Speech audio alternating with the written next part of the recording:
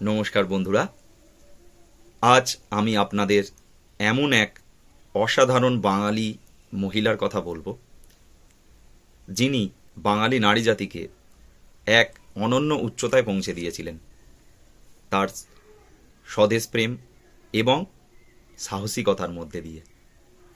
1911 সালে বর্তমান বাংলাদেশের চট্টগ্রামের ধলঘাটে এক বাঙালি পরিবারে জন্মগ্রহণ করেন তিনি।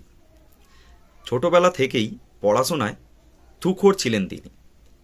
আইএ পরীক্ষায় দেশের মহিলাদের মধ্যে প্রথম স্থান অধিকার করেন এবং সকলের মধ্যে পঞ্চম স্থান অধিকার করেন।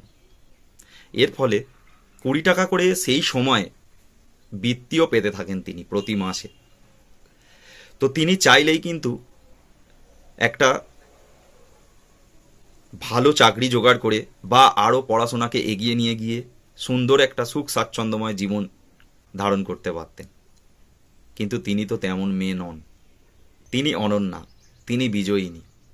দেশকে স্বাধীন করার লক্ষ্যে এবং বাঙালি মহিলাদের মনে স্বাধীনতার বীজ বপনের লক্ষ্যে তিনি যোগ দেন সেই সময়ের মাস্টারদা সূর্য সেনের গড়া বিপ্লবী দলে। যেই মেয়েটি সামান্য পোকামাকড়দের মারতে পর্যন্ত দ্বিধাবোধ করত, সেই মেয়েটিই কিন্তু সেই সময় সাম্রাজ্যবাদী ইংরেজ শাসকদের বিরুদ্ধে হাতে বন্দুক তুলে নিয়েছিলেন। 1932 সালে পাহাড়তলি ইউরোপিয়ান ক্লাব আক্রমণের একজন প্রথম সারির নেতা হিসাবে তার নাম ঘোষণা করা হয়।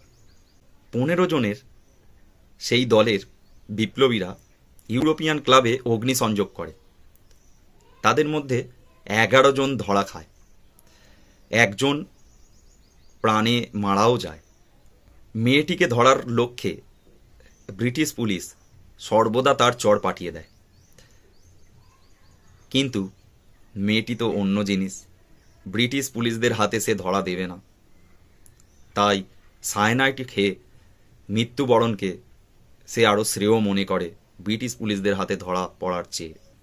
এই রকম নারীকে মন থেকে স্যালুট জানাই। বাঙালির প্রতিটা ঘরে ঘরে এমনই অগ্নিকন্যা জন্মাক। তো বন্ধুরা, আশা করছি আপনারা অবশ্যই বুঝে গেছেন সেই মহান নারী বিপ্লবীর নাম। কমেন্ট বক্সে তার নাম লিখে যেতে ভুলবেন না, আর সেই নারীর উদ্দেশ্যে স্যালুট জানিয়ে যাবেন।